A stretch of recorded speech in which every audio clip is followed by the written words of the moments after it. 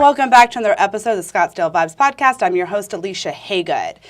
This guy right now really needs no introduction as he's been a reoccurring guest on the podcast. Scottsdale Police Officer Robert Katzaroff is one of the crime prevention officers here in Scottsdale. His goal is to really bring the community together by working together. So today we're going to catch up on how the department is doing, some current issues facing Scottsdale residents, as well as some fun things that are going to be going on in the future. Welcome back, Officer Katzaroff. I always enjoy having you here with me.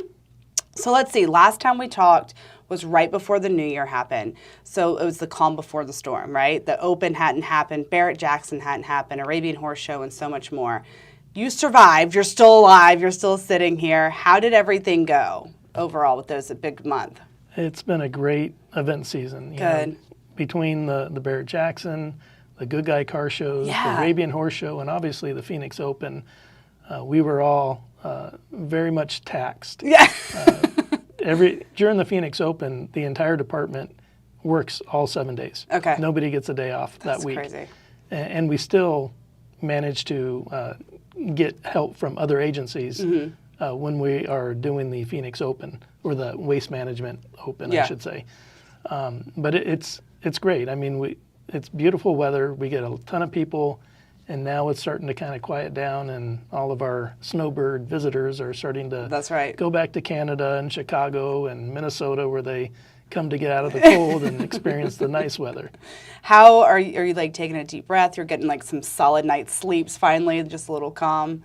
It really is like a precursor and preview for like next year, though, with the Super Bowl happening the same time here. You worked the Super Bowl in 2015. Tell me how you guys are kind of helping prepare and get ready for next year. We're already starting to get ready for what we're going to experience, because we know a great deal of people who come in for the Super Bowl end up staying in Scottsdale. The whole valley is going to grow by quite a bit, but especially Scottsdale. And with ESPN, last time we had the Super Bowl here, they had the fan zone set up over at the Fashion Square Mall. I don't know if they're going to do that again. But we are already planning for it. We're getting help from, like we did this year, from DPS will help us again with the golf tournament. We're even working with the Arizona National Guard to help with our processes here in keeping everybody safe. And so we reach out to whoever we need to get this event done. But every Valley agency is going to be super busy this upcoming year. Well, I want to talk a little bit about that. Part of the reason I asked is because I think it's really interesting how you all really do work with people from other departments all over the valley to help each other. It's not just everything's happening in Scottsdale, so Scottsdale's in charge of it. Y'all don't have enough people, I assume, to really handle the influx of, visitors and stuff. How do you all work together to make sure that we, the citizens of the valley and surrounding areas, stay safe?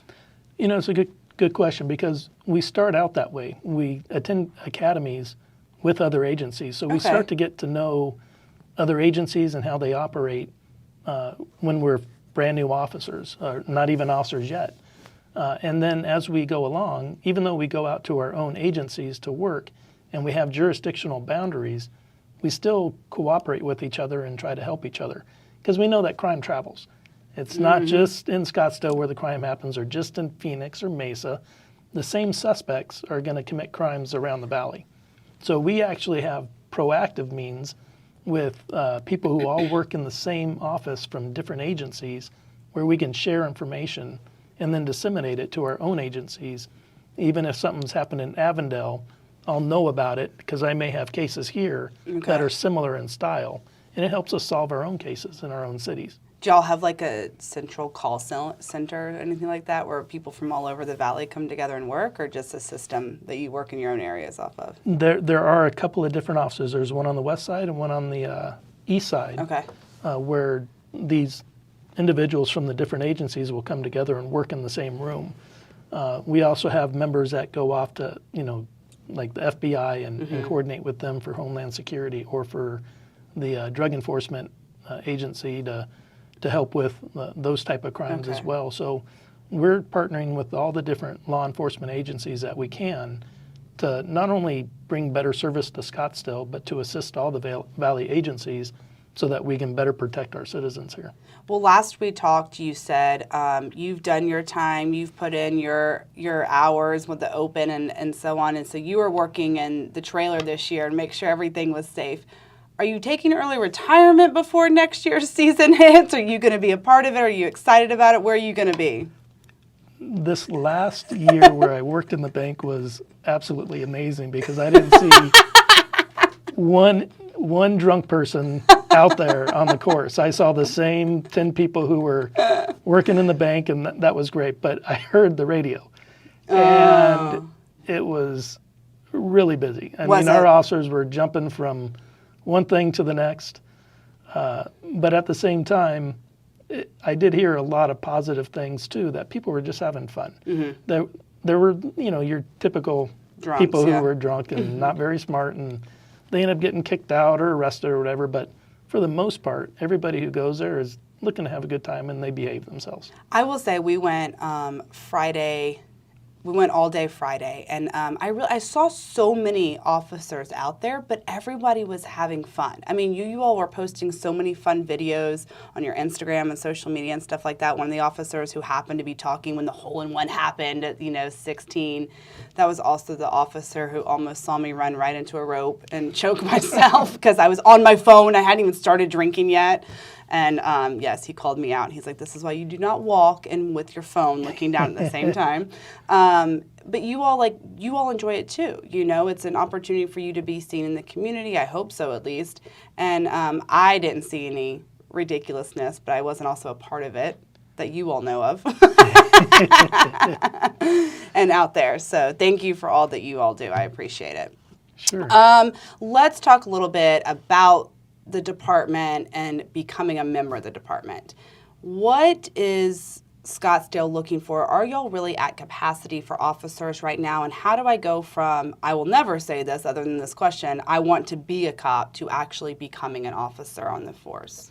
Yeah, Scottsdale, like everybody else, we are looking for officers. We may not be as shorthanded as some other agencies, but we do have vacancies to fill.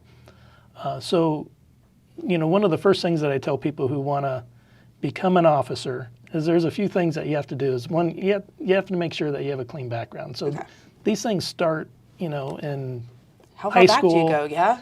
Well, yeah, I mean, high school, middle school, you want to make sure that you're living clean, basically. You're not using drugs, you're not committing felonies, If you steal a candy bar, not a big deal. Just you have to be honest about things.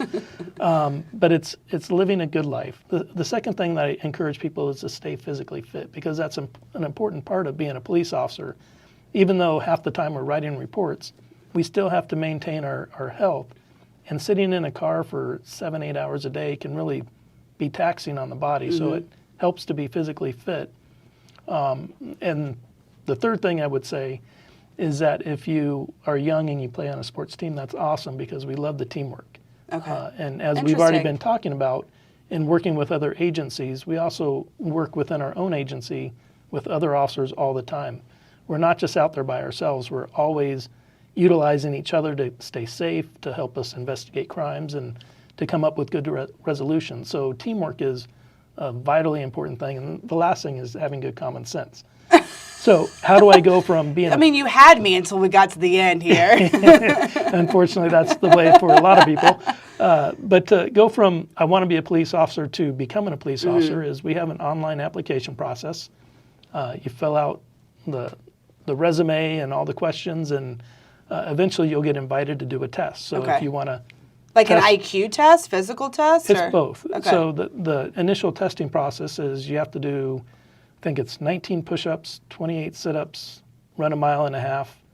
And there's obviously numbers that you have to achieve and a time that you have to get. Okay. And if you pass that, then you go on to the written test, where they will test for observation skills, spelling, writing skills, and reading comprehension. And then when you get through that, then there's a lot of things that we do, but eventually it gets you to the academy. Okay. The one thing that gets a lot of people ousted from that process are those things that we talked about in the past, but the biggest thing is not being honest. Okay, that makes sense. I want an honest officer. how long does it take? Because then you go through the academy. How long does academy training take? So once you get hired, which can be a process, doing the background Like check and all the pre-tests, the academy here lasts about 4 months. Okay. We have the Phoenix Academy, we have one in Gilbert, one in Mesa, and then there's one in Tucson. Okay. But it's about a 4-month academy where you basically are taught everything about criminal law, how to drive the police car, how to shoot, how to do handcuffing and defensive tactics. Do you do that with other departments in the Valley, so it's not just Scottsdale PD, or is it only Scottsdale PD and the academy at a time? No, it's all the other agencies. Okay. So when I went, there were people from Phoenix, Yeah. Chandler, Mojave County, Coconino County, Yavapai. It was all over the state. They Okay. came for that one. Predominantly now, Scottsdale uses the Mesa Academy, where we're teamed up with Mesa, Tempe, Chandler. I think we're going to be utilizing some at the Gilbert Academy, which, again, the same East Valley agencies. Phoenix is pretty much kind of dominating their own academy because they have so many people to hire. Yeah. So they are pretty much filling up all their classes with Phoenix recruits. But yeah, we get exposed to a lot of different agencies, which is good because we see some different philosophies. Yeah. But eventually it all comes back to, for us, to learn the Scottsdale way of doing things. How, when you graduate from the academy, do you then go into like partner training in the sense that like you are kind of shadowing someone for a bit to kind of learn how to go from in the classroom to actually real life being an officer? Yeah, absolutely. It's an important part of it because now that we've had this book smart, Yeah, exactly. so to speak, of this is how you do police work, now we actually need to really learn how to do police work. Yeah. And so we get partnered with a field training officer, and usually there's several different ones so that we get a good overall knowledge from not just the same person, but different perspectives from different officers. And it's 4 phases, and we basically go from doing 1% of the job to doing 100% of the job. And it's the field training officer's responsibility to slowly build that knowledge level up and actually doing the job until the officer can become what we call solo certified. Yeah, that makes sense. How long does all that take from beginning to end? A year, year and a half, 5 years? So that you never Feels like it. You never stop learning as an officer. I've found that, That after is 25 years.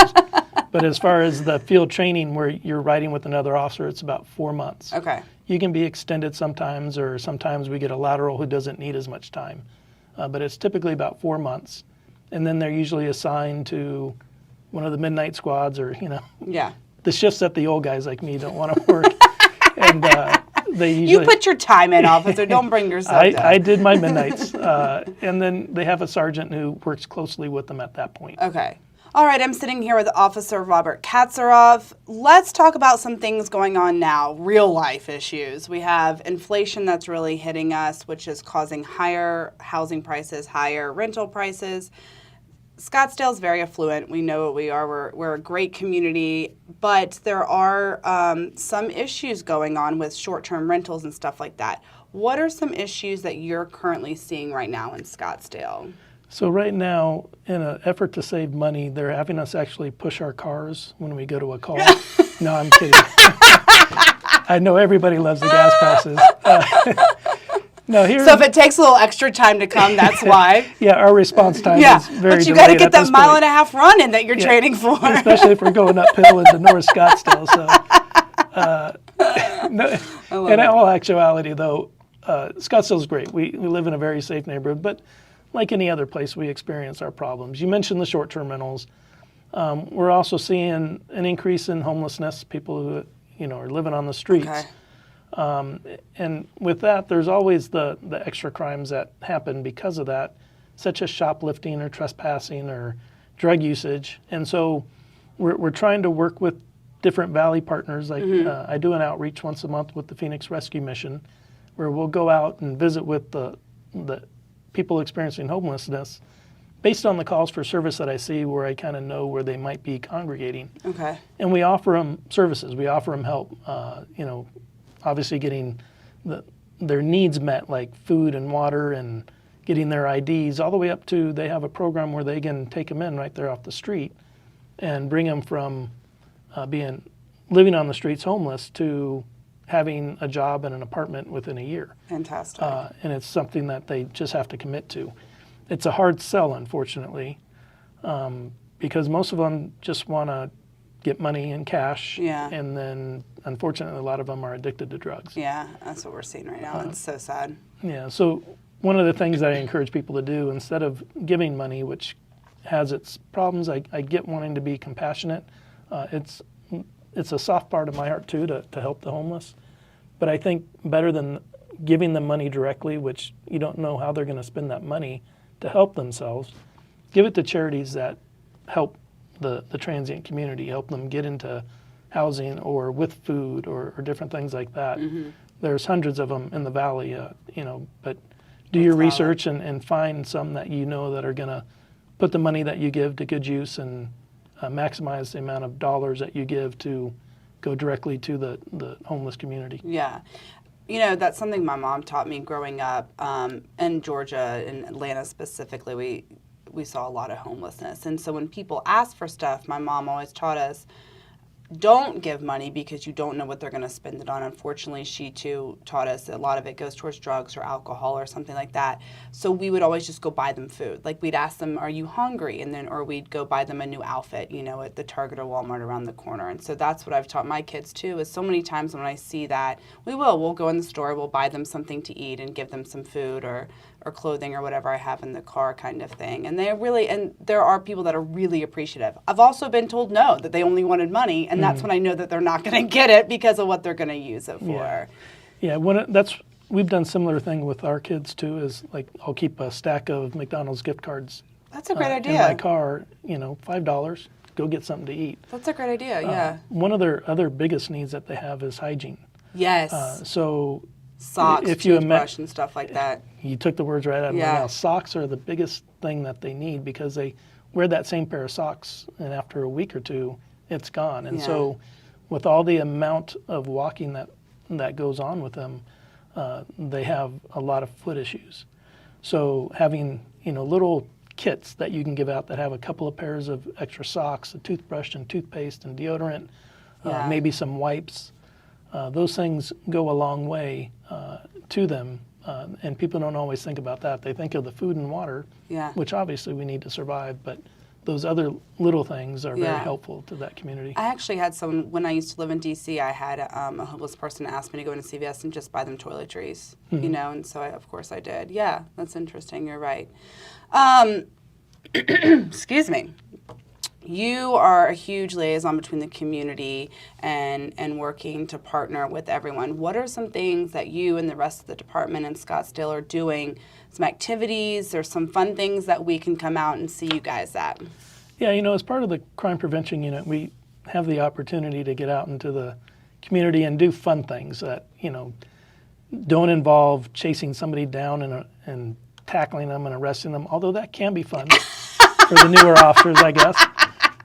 But for me, I enjoy getting out and just talking with the public. Like the other day, I did a neighborhood watch meeting where I spoke on, how do you call 911, talked about different issues in their community, things like that. So it's always fun, and we're always available to do that for our neighborhood watch groups or different groups within the community. Do they just reach out to you or the department in general, and someone will call them back and be like, or like an HOA meeting? Like, would you guys come and talk to an HOA meeting or something like that? Yeah, absolutely. Okay. Typically, they either Don't already call have 911. I feel like that. No, not for this. No, but they can call the main dispatch number, and they would direct them to the appropriate crime prevention officer. But we also are listed on the city website, so they could find out based on where they live and contact us directly. I'll put that information in the description of this podcast too, perfect. Just so people know where to go and look for it. Okay, great. And so we go out and we talk to people a lot. We put on trainings for different businesses and residential communities and stuff like that. One of the cool things that we do, though, is we get to work with kids as well. And I know Officer Sachs, who I hope you get to have on here one day, she's one of our police aides, and she's getting started the POW League, which is basically a youth league that's put on by the police officers, where we kind of act as coaches and trainers, and we get the kids from the Boys and Girls Club and they play in a league. Right now she's starting it down south at the Granite Reef location, where she's kind of getting it going, and it's like a 6-week program, but it's totally cool. Who's easier to train, the kids or the new field officers? Who listens better? That's harsh. The kids probably. Yeah. I would assume so. I mean, as an adult, I can totally see that. Although, in my coaching career with my own kids, you always get a couple that they're in their own little world, and my son was one of them.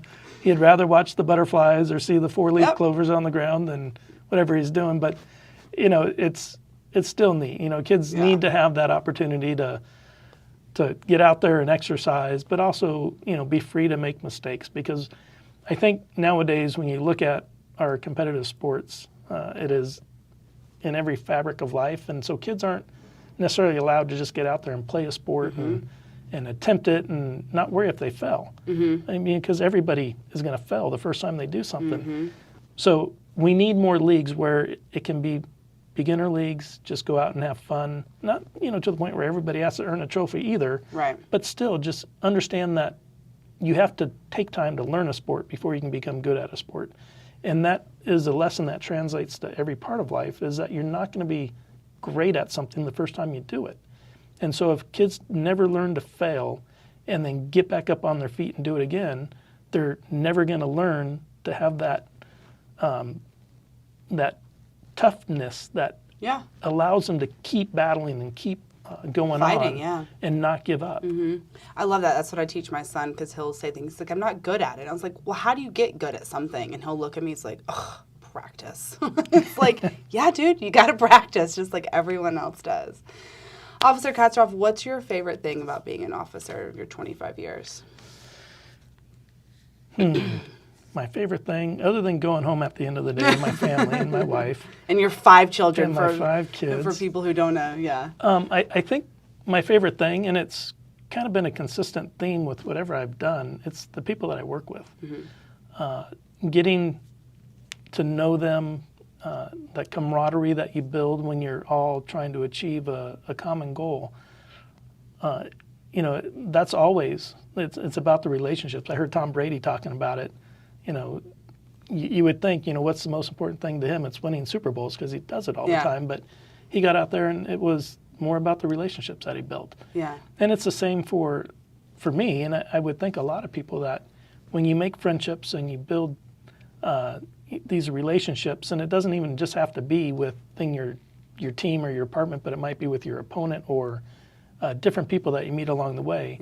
That's what's enjoyable about this profession in this life. I mean, we're here only for a short time, so pick your head up out of your phone, please look around, don't run into the road read like a I did. book or two more often, and get to know people. You know? I love that. Be present with other people. I love that. That's very true. Well, before we leave, one last question. What is your favorite Scottsdale vibe? My favorite Scottsdale vibe. I know we asked this last time when we talked about golf, so I'm going to try to come up with something new that I've done. Are you still looking for someone to get you in the DC Ranch golf?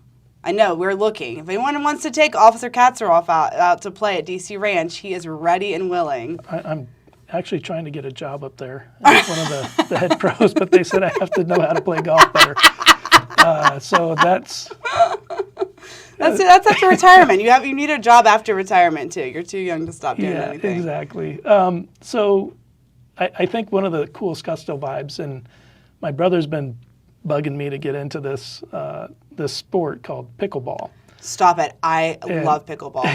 So he's older than I am, and he's had a knee replacement and some injuries, and he used to do a lot of bike riding. He said, you know what? I got rid of all that, and the only thing I do now is play pickleball, because I'm competitive. I like to exercise. I can go out and play for an hour and be exhausted. Yeah. And so he's telling me that I have to do it. So I played with him, a couple months back, and it was fun. And so now I'm looking for some cool pickleball places, but I know they have a lot of them here in Scottsdale. Okay, well, we should get like a Scottsdale pickleball league going, and you should go out and like play members of the community, because there are pickleball leagues all over Scottsdale. You're looking at one. We have a mom's pickleball league that we play every Monday and Wednesday. You're like, I'm nervous. I'm nervous because I'm a super competitive person. Okay. And I don't like to lose. That's okay. And I'm afraid I'm not going to be perfect when I first start playing pickleball. So it's keeping me from it. No, I'm kidding. I'm going to go out and I'm going to play. You have to practice. You just have to follow your own advice, well, you right? have to practice and you have to save up to buy that equipment. I cannot believe how expensive a pickleball racket is. Oh, you must be going high end. Yeah. You can't, $60, $70 is like the beginning price. Yeah. It's gotten popular since I bought mine then. Are they really that high right now? Okay. I've seen them as high as like $250. Yes. We should get you out. This would be so much fun. We always laugh. We don't know if we burn more calories playing or laughing, right? But it's just a good time. And there are days where I played yesterday, I played 4 games and I lost all of them, right? But I had some great hits. I just could not win a game. And but my stomach hurt from laughing. You know, it's just one of those things. So, all right, we'll get out there and play. Okay. Well, thank you for joining me. I loved catching up with you. We'll have you back in a little bit. But in the meantime, don't forget, check out the description of this podcast. I'll have information there listed that Officer Katzaroff talked about as far as reaching out if you want them to come talk to you at your HOA or anywhere in the community. This is what they're for, and they love doing it. So thank you so much for joining me, as always.